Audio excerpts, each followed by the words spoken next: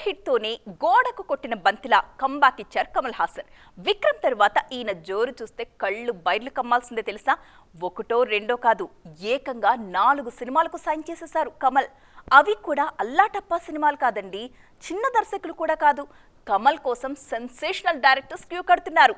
మరి ఏంటా సినిమాలు, ఎవరా దర్శకులు, చూసేయండి. ఎంత పెద్ద హీరో అయినా ఫ్లాపుల్లో ఉన్నప్పుడు మార్కెట్ పడిపోవడం కామన్. కానీ అదే హీరోకు ఒక్క సాలిడ్ బ్లాక్ బస్టర్ పడిందంటే బాక్సాఫీస్ దగ్గర చెడుగుడు ఆడుకుంటారు. కమల్ హాసన్ కూడా విక్రమ్తో ఇదే చేశారు. 20 ఏళ్ల ఆకలిని తీర్చేసుకున్నారు లోకనాయకుడు. 400 కోట్లకు పైగా వసూలు చేసిన విక్రమ్ తమిళ సినిమా రికార్డుల్ని సైతం కదిలించింది. విక్రమ్ విజయం తర్వాతే కమల్ ఆగిపోయిన సినిమాల్లోనూ కదలిక వచ్చింది. 2 ఏళ్లుగా మూలన పడిన ఇండియన్ 2 సెట్స్ పైకి రావడంలో విక్రమ్ పాత్ర కీలకం.